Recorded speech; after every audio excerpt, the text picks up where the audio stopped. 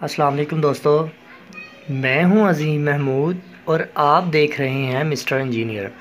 दोस्तों, आज की इस वीडियो में मैं आपको टीवी को रिपेयर करने का तरीक़ाकार बताऊंगा कि आपके अगर टीवी में इस तरह का फ़ॉल्ट आ जाए तो आप इसे कैसे रिपेयर कर सकते हैं।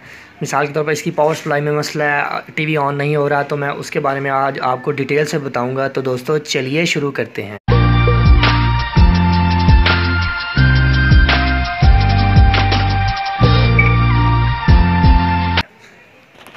जी तो दोस्तों, मेरे पास एक ये 15 इंच का टीवी है जिसमें मसला ये है कि ये ऑन नहीं हो रहा। तो सबसे पहले मैं इसे ऑन करता हूँ। आप ये देख सकते हैं इसकी स्क्रीन के ऊपर कुछ भी नहीं आ रहा।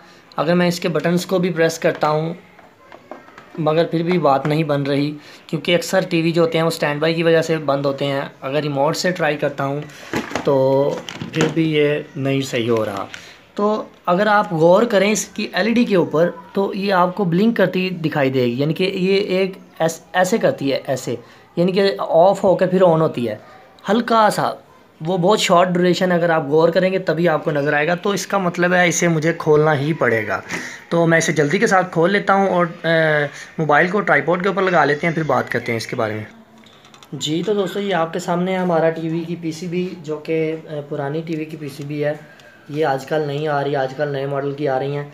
तो अभी मसला ये है कि अगर आपके पास इस तरह का फ़ॉल्ट आपको फेस करना पड़ रहा है, आपके पास इस तरह का कोई फ़ॉल्ट आ रहा है, तो आप उसे कैसे ट्रेस करेंगे। सबसे पहला स्टेप ये है कि आपने इसका ये चेक करना है कि आपके टीवी की सप्लाई तो मसला तो नहीं कर रही, मे बी इसकी सप्लाई में फ़ॉल्ट है, क्योंकि आगे से कोई चीज़ शॉर्टेज कर रही है तो इसकी सप्लाई ऐसे ब्लिंक कर रही है, तो सप्लाई अप डाउन हो रही है। तो इसका मतलब ये हुआ कि आपके सप्लाई सेक्शन में फ़ॉल्ट है। सबसे पहला स्टेप ये है, आपने अपने सप्लाई के सेक्शन में ये जितने भी कंपोनेंट्स लगे हुए हैं, ये आपको नज़र आ रहे हैं, ये टोटली सप्लाई का सेक्शन है। यहाँ पर मैं आपको बताता चलूँ, ये टोटली सप्लाई का सेक्शन है। आपने इसमें जितने कंपोनेंट्स इधर लगे हुए हैं सबको सोल्ड करना है। आपने जिस तरह मैं हाथ लगा रहा हूँ ऐसे हाथ नहीं लगाना। अक्सर औकात ऐसा होता है ये चार्जिंग कैपेसिटर अपने अंदर स्टोर कर लेता है, अगर पीसीबी ख़राब हो तो आप इसे हाथ लगाएंगे तो आपको बहुत बड़ा शॉक लगेगा। इस वजह से आपने हाथ नहीं लगाना। तो ये आप इनको सभी को सोल्ड करना पड़ेगा। तो मैं इन सभी को अच्छे तरीके से सोल्ड करता हूँ, फिर दोबारा से टेस्ट करते हैं, फिर मल्टीमीटर के साथ टेस्ट करते हैं आया हमारा फॉल्ट क्लियर हुआ है कि नहीं। जी तो दोस्तों, मैंने कुछ कुछ कंपोनेंट्स को आप ये देख सकते हैं सोल्डिंग कर दी है। अब हम इसे दोबारा से ऑन करते हैं,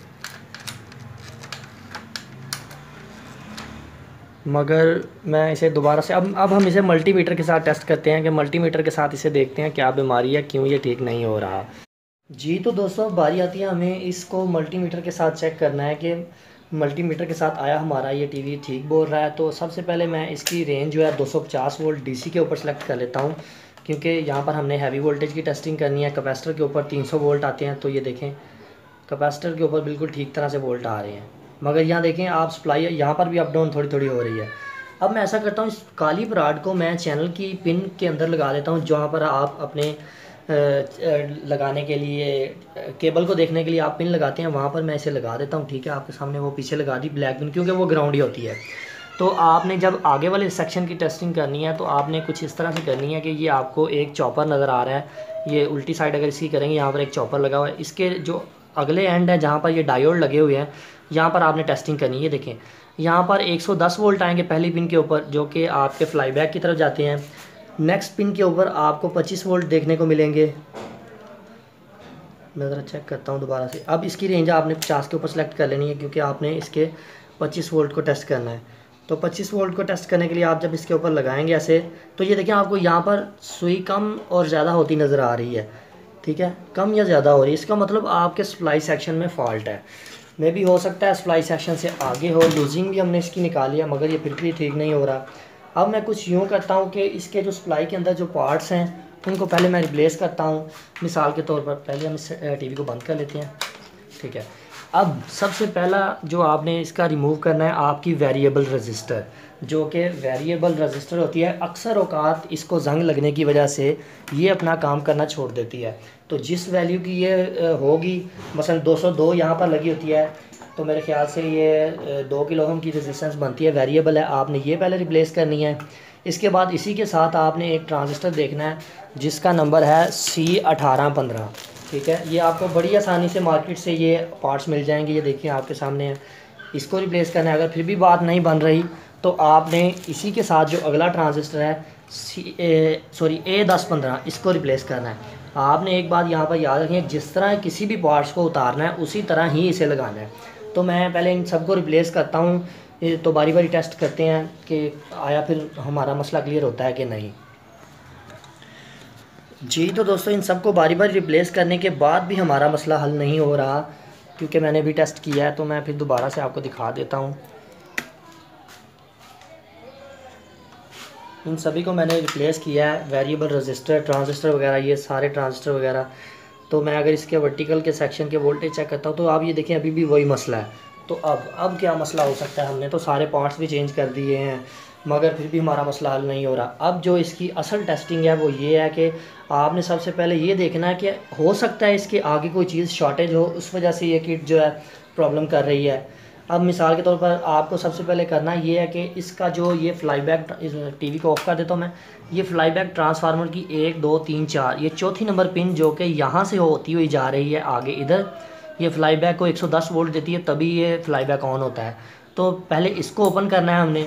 इसको ओपन करने के बाद हमने वर्टिकल आईसी को ओपन कर लेना है। ये वर्टिकल आईसी है। अगर मैं आपको दिखाने की कोशिश करूँ तो ये एक सात टांगों वाला आईसी होगा, ये आपको नज़र आ रहा है, ये वाला। इसको ओपन करना है आपने, यानी कि ओपन बाहर नहीं निकालना, सिर्फ उसी में किट के अंदर लगा हुआ ये ओपन कर देना है। और दूसरा आपने ये वाले पॉइंट को ओपन कर देना है, जो कि चौथा पॉइंट है, जो कि आगे जब ये कनेक्ट होगा तभी आपको आगे आउटपुट मिलती है। तो मैं इसे पहले ओपन करता हूँ। इसको ओपन करने के लिए आप कोई भी चीज़ यूज़ कर सकते हैं, मसलन शील्ड वायर यूज़ कर सकते हैं। शील्ड वायर के अलावा अगर आपके पास शक्कर है तो शक्कर यूज़ कर सकते हैं, मगर मुझे जो है ये शील्ड वायर पसंद है, क्योंकि ये बड़े ही अच्छे तरीके से इसको रिमूव करती है। मैं ज़रा आपको दिखाता हूँ।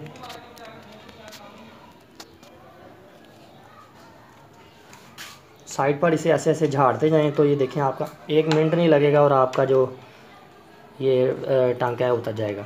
तसल्ली की कर लें, ये बिल्कुल ठीक तरह से उतरना चाहिए। अब बारी आती है हमारे इस वर्टिकल आईसी को ओपन करने की। तो वर्टिकल आईसी को भी मैं ऐसे ही ओपन करूँगा,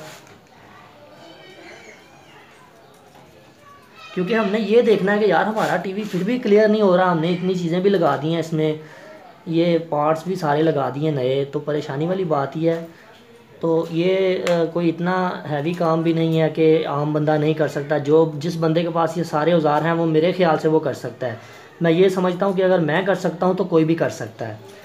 ठीक है, हमने इस आईसी को भी ओपन कर दिया। ये ख्याल रखना है कोई भी टांग इसके साथ जुड़ी हुई नहीं होनी चाहिए वर्टिकल आईसी की। आपने दोबारा से तसल्ली कर लेनी है इसको हिला जुला के। ये पीसीबी के साथ अटैच नहीं होनी चाहिए। जो पॉइंट आपको अटैच नज़र आ रहा है आपने उसे दोबारा से अनसोल्ड कर देना है। ठीक है, थोड़ी सी देर लगा के रखेंगे, ये आपको बिल्कुल ठीक तरह से डाई सोल्ड हो जाएगा। और ये शील्ड वायर जो है ये हमने मॉनिटर के अर्थ से उतारी है। ये आपको मॉनिटर के अर्थ से उतरी हुई भी मिल जाएगी। और दूसरे नंबर पर ये शील्ड वायर आपको मार्केट से भी बड़े ही आराम के साथ मिल जाएगी। उन्हें कहीं जाके हमें शील्ड वायर दे दें, वो आपको शील्ड वायर दे देंगे। ठीक है, अब बारी आती है हमें इसे फाइनल टेस्ट करने की। अब हम देखते हैं कि हमारा ये मसला अप डाउन वाला हल हुआ है कि नहीं। तो मैं ज़रा मीटर को आपके सामने करता हूँ और फिर देखते हैं। उसी तरह फिर से वही ग्राउंड वहीं पे लगानी है आपने। असल में हमारे 25 वोल्ट अप डाउन हो रहे थे, हमने दोबारा से 25 वोल्ट को ही टेस्ट करना है। अगर मैं यहाँ पर लगाता हूँ तो आप ये देख सकते हैं, ओह वाओ, हमारे वोल्टेज अप डाउन होना बंद हो गए हैं। तो इसका मतलब ये हुआ कि हमारा टीवी बिल्कुल ठीक हो रहा है। हो रहा मतलब यानी कि हमें फ़ॉल्ट का पता चल गया है कि हमारा इस या तो वर्टिकल आईसी में फ़ॉल्ट है या इस साइड पर फ़ॉल्ट है। तो सबसे पहले मैं टीवी साइड को ऑफ़ करता हूँ और इस वाले टांके को, जो कि 4 नंबर वाला टांका था, इसको लगाने के लिए मैं इसे सोल्डर के साथ लगाता हूँ ताकि मुझे पता चल सके कि आया हमारे इस सेक्शन में फ़ॉल्ट है या इस सेक्शन में। तो मैं अगर इसे ऑन करता हूँ, ठीक है, मेरे ख्याल से ये ऑन हो गया, मुझे आवाज़ आनी शुरू हो गई है। तो मैं ज़रा दोबारा से इसे देख लेता हूँ मल्टीमीटर के साथ भी।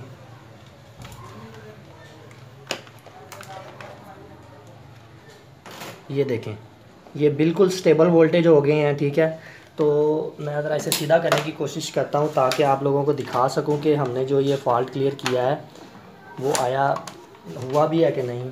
तो मैं इसे सीधा कर लेता हूँ। जी तो दोस्तों, अब हम अपने टीवी सेट को ऑन करते हैं और देखते हैं कि हमारा मसला हल हुआ है कि नहीं। वाओ, ये इसका मतलब ये हुआ कि हमने अपना टीवी बिल्कुल ठीक कर लिया है। ये वर्टिकल लाइन आ रही है। उसकी वजह ये है कि हमने वर्टिकल आईसी को ओपन किया हुआ है।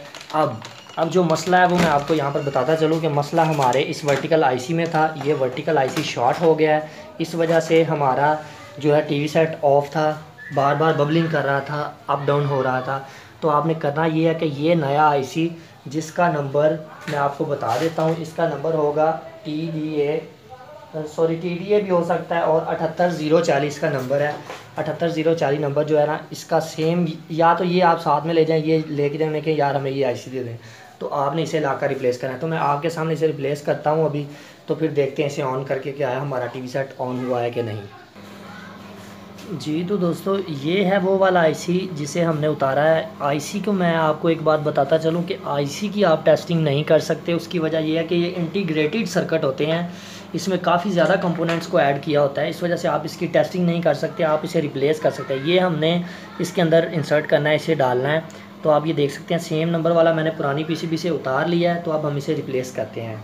तो इसको रिप्लेस करने के लिए वैसे ही मैं इस आईसी को लगा देता हूँ और इसके स्क्रू को अच्छी तरह से टाइट कर देता हूँ, ताकि ये अगर हीट अप भी हो तो ये ख़राब ना हो। तो मुझे इसको पहले इसमें लगाना है, तो मैं इसे लगाता हूँ और आपको सोल्डिंग करके दिखाता हूँ। जी दोस्तों, मैंने इसे लगा दिया। बारी आती है इस आईसी को सोल्ड करने की। इसका नाम वर्टिकल आईसी है, इसे हमने अब सोल्ड करना है। आपने ये कोशिश करनी है कि आप जब इसे सोल्ड करेंगे तो इसका कोई भी पॉइंट आपस में टच ना हो, क्योंकि अगर ये टच होगा तो ये अपना काम ठीक से नहीं कर पाएगा और ये शॉर्ट हो जाएगा दोबारा से। तो ये बातें जो मैं आपको बता रहा हूँ, ये आपको इंशाल्लाह कोई भी कारीगर, आप अगर किसी की शॉप पर काम करते हैं, वो भी आपको ये नई चीज़ें बताएगा। उसकी वजह ये है कि मैं इन कामों के पीछे बहुत ज़लील हो चुका हूँ। मैं बहुत दफ़ा इन चीज़ों को जब शॉप के ऊपर काम करता था मैंने खुद से रिपेयर की, मगर कोई भी नहीं बताता कि इसको कैसे रिप्लेस करना है, इसको कैसे ये चीज़ों को करना है। तो ये इंशाल्लाह मैं आपको इस चैनल के ऊपर इसकी रिपेयरिंग के बारे में टोटली बताता रहूँगा। तो अब हम इसे फिट करते हैं, इसे सभी कनेक्शंस को लगाते हैं, इसे सीधा करके चेक करते हैं कि आया हमने इसका वर्टिकल आईसी चेंज किया तो ये ठीक हुआ है कि नहीं। जी तो दोस्तों, बारी आती है हमारे इस टीवी सेट को ऑन करके चेक करने की कि आया हमारा ये फॉल्ट क्लियर हुआ है कि नहीं। तो मैं इसे ऑन कर देता हूँ, तो देखते हैं ये हमारा टीवी क्लियर हुआ है कि नहीं।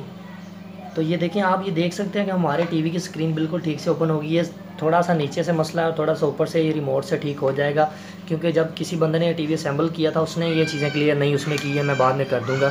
तो आप ये देख सकते हैं कि इन छोटी छोटी चीज़ों को रिप्लेस करने से भी आपका फॉल्ट अगर नहीं क्लियर होता, तो ये छोटे छोटे मसले होते हैं, इनमें कोई ज़्यादा बड़ी बातें नहीं होती। तो मेरी वीडियोस को देखकर काफ़ी सारे दोस्त हलाल रिज़्क कमाना भी शुरू हो गए हैं, मगर काफ़ी दोस्तों को इसमें मसला भी है कि वो कहते हैं आप हमारा रिज़्क बंद कर रहे हैं। ये तो अब अल्लाह जाने में बंद कर रहा हूँ या किसी का रिज़्क लगा रहा हूँ या किसी की बेहतरी कर रहा हूँ।